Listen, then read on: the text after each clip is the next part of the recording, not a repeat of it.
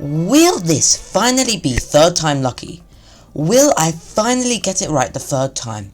Well, let's find out. About a month ago, I made a video where I ranked all 8 mainline Mario Kart games, which became my most popular video by far. So, with that in mind, around 2 weeks ago, I decided to make an improved version, but with better editing, and I thought that would be my definitive Mario Kart game ranking, but guess what? No. Last weekend, I finally tried out Super Circuit, and my opinion on that game has changed completely.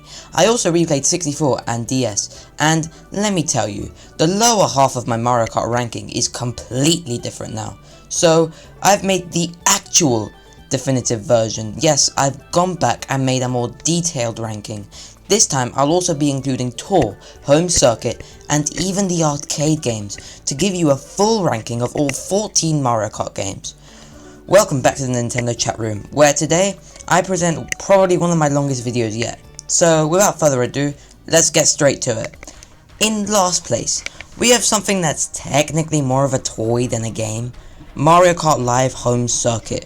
Released in 2020 for Mario's 35th anniversary, Home Circuit is more of a gimmick on Switch where you can create your own Mario Kart tracks in your living room and play on them using toy races controlled by your input on the console.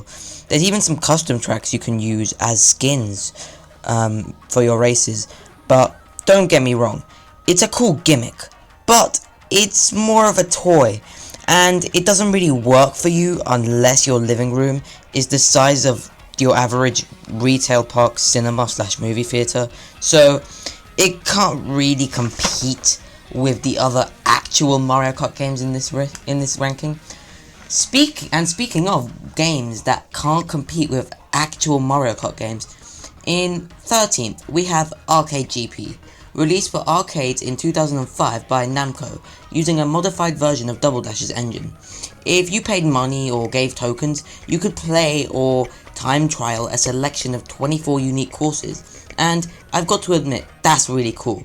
But then again, it's an arcade game, made for, well, arcades. It would be really cool if they gave us a console version of this game so that we could replay these 24 tracks as much as we wanted instead of them being stuck on an old arcade machine. Maybe they could add this as a Switch 2 online feature, who knows? I think it would be really cool, but obviously it can't go any higher than this because of its limitations of being, well, an arcade game.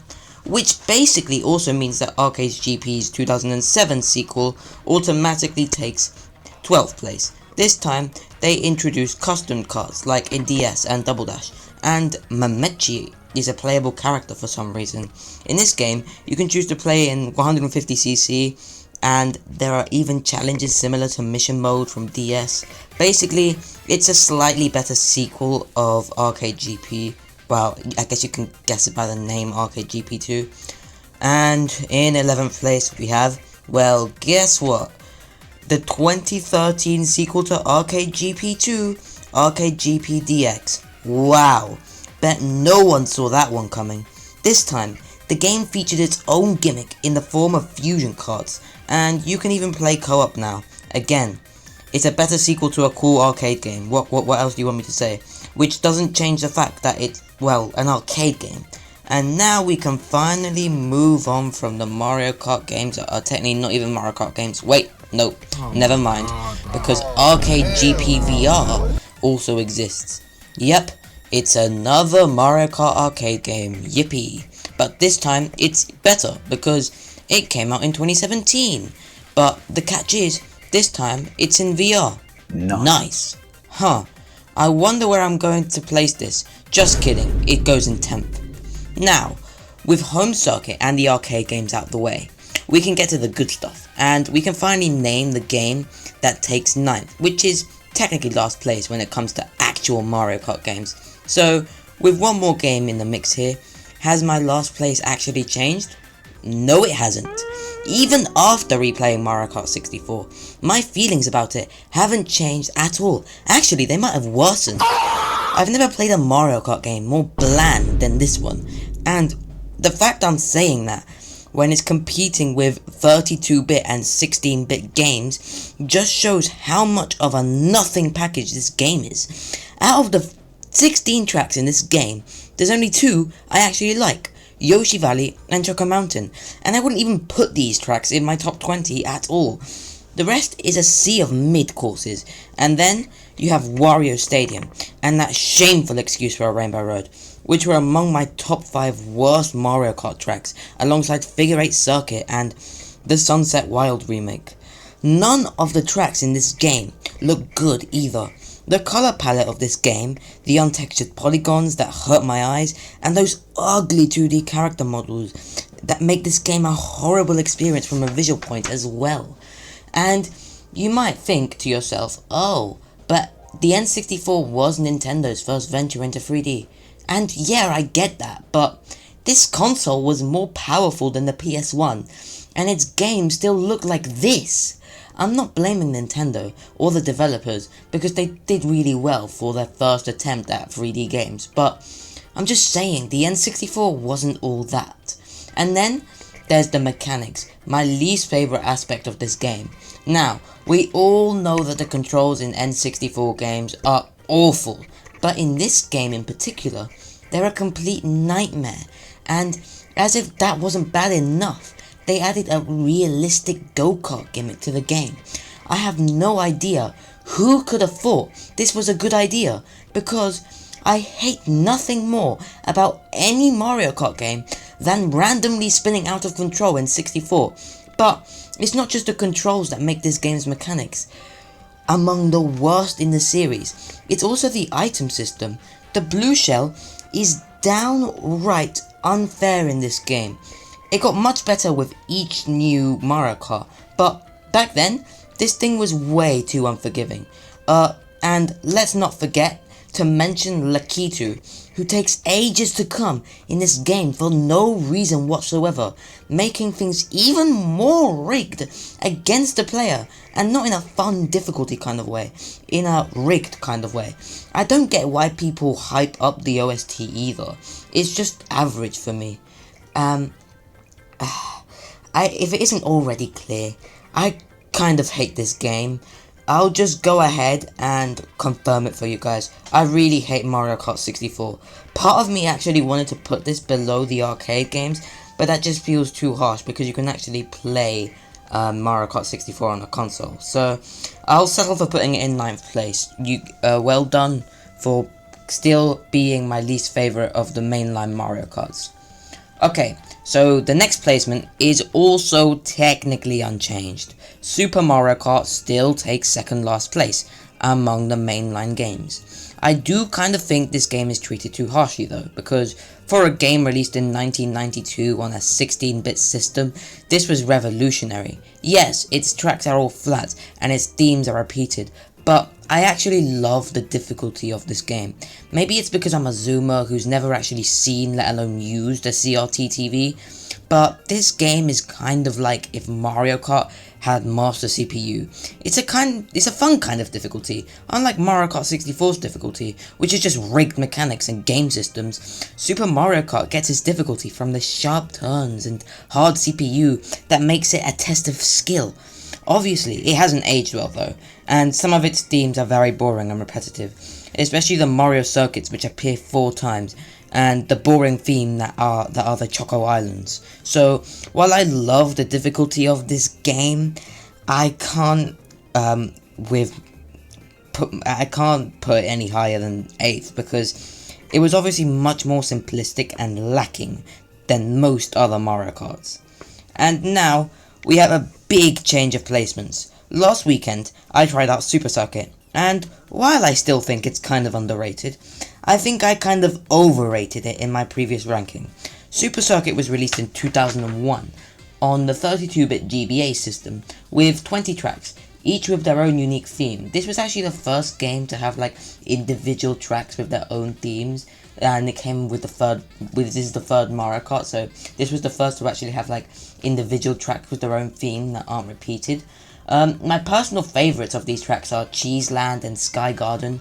You can also unlock remakes of all the tracks from Super Mario Kart, making this actually the biggest Mario Kart After 8 Deluxe, but it takes a ridiculous process to unlock these retros, and they're actually downgrades from their SNES versions. I don't actually know how that's even possible. How did they do that? But at least most of the base game tracks are good. And the theming of this game is top tier, as I already said.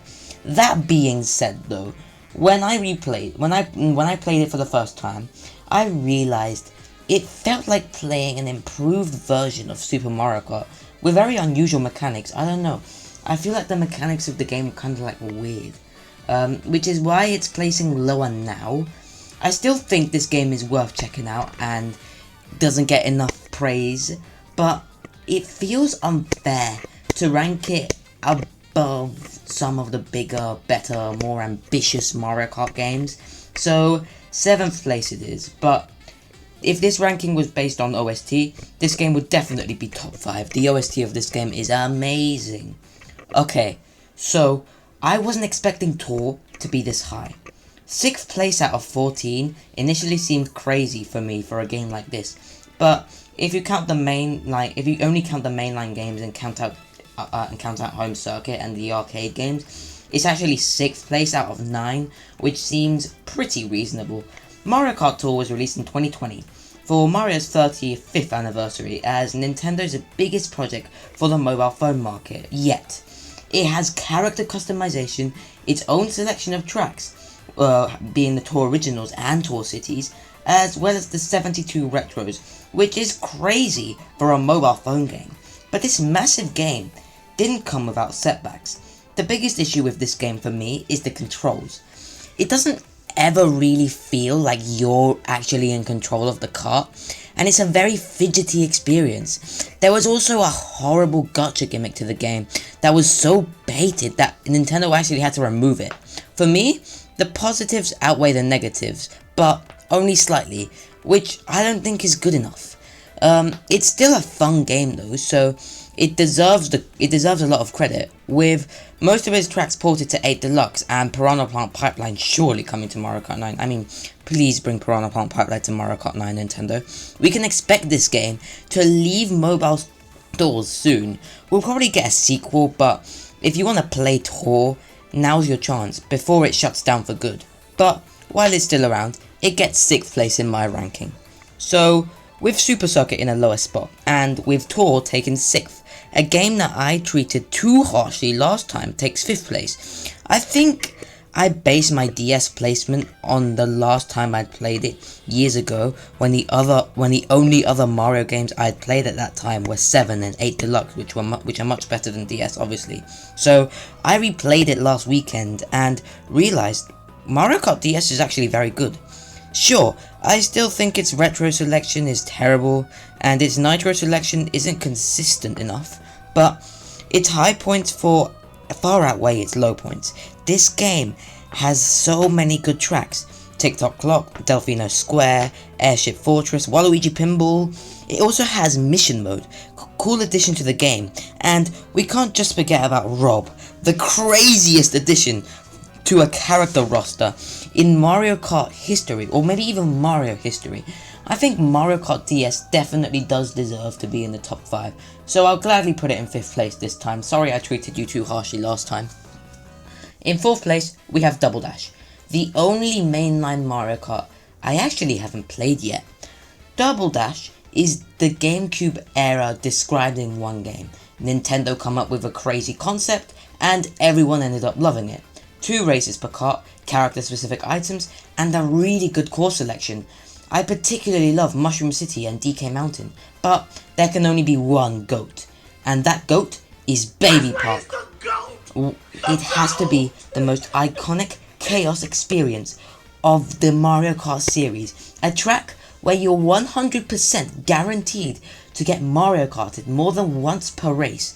If you're a Baby Park hater, you're just wrong. Us Baby Park enjoyers can appreciate this masterpiece of track design while you have fun with Figure 8 Circuit and N64 Wario Stadium. The only reason why Double Dash is one spot lower than it was in my previous ranking is because it only has 16 tracks, and the other games above this are also good and have bigger selections. So, taking the bronze medal, it's Mario Kart Wii. No, this isn't the best Mario Kart game. Don't act dumb. It's like just like turn if you think that Mario Kart Wii is the best game, just like turn off your Wii and play Mario Kart 8 Deluxe. But of course, it's undeniably an amazing game that almost everyone has a blast playing. Its Nitro selection is full of good tracks, except Grumble Volcano. I hate Grumble Volcano. You can't go wrong with choosing tracks like Toad's Factory or Mushroom Gorge. The fan favourite is Coconut Mall, and sure, Coconut Mall is amazing, but personally, I kind of think Maple Treeway is the best. I just love the theming, the atmosphere, the track design. Wii's retro selection could be better, but it's actually okay really. Wii is just a good game all around, which is why I think it does deserve third place. Our runner-up is Mario Kart 7, the most consistent Mario Kart game out there. Its Nitro selection simply doesn't disappoint, and it has the best retro selection of any Mario Kart game. You know it's a consistent game when its worst track is Toad's Circuit and Mid-Circuit, while its best tracks are among the best in the series, including the best Rainbow Road in the series and tracks based on Wii Sports Resort. And you literally can play Airship Fortress, Waluigi Pinball and Coconut Mall in the same game in this game's retro selection. Not even 8 Deluxe managed to do that. Not only that, but the gliding and underwater mechanics work so well in 7. No other game can come close to being as consistent as 7, which is why this easily deserves the runner-up spot, without a shadow of a doubt. And now for the winner, and well, what else did you expect it to be? It has to be 8 Deluxe. First, they give us a very good game on Wii U in the form of Mario Kart 8, with stunning visuals and a great track selection. Its controls were the smoothest in the series so far, and it kept the amazing gimmicks of 7, adding its own anti-gravity gimmick to break the barriers of track design, making insane Nitro courses.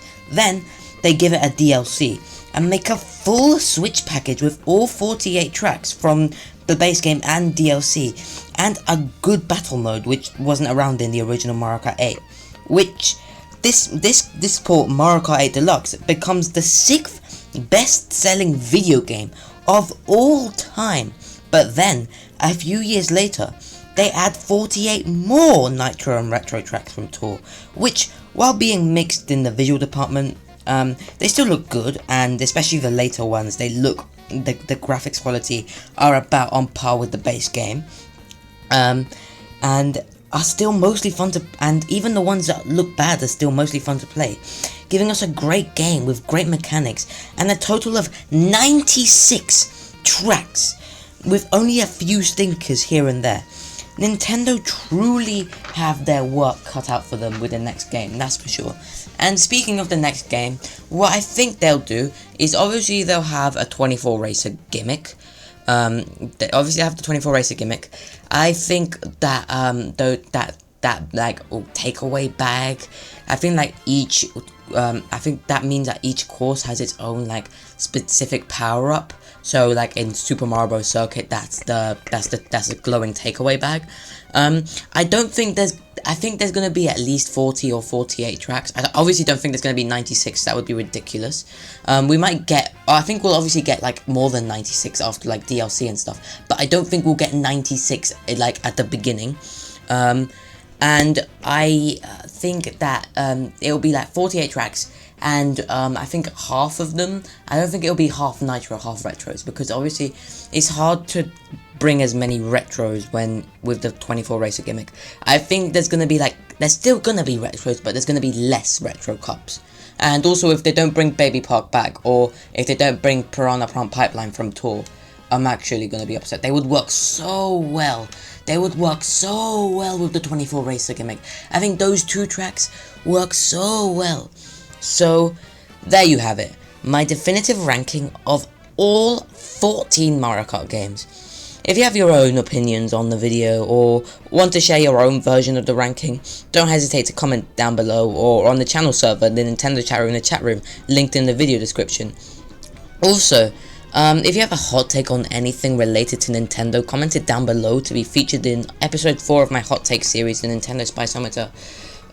Anyway guys, just to let you know, I'll be changing my logo soon, so you'll see a change in the logo, and I'm also going to be making another topic video next, because I still don't have enough hot takes for episode 4 of the Nintendo Spiceometer, but I hope to do the Spiceometer soon, so stay tuned for that.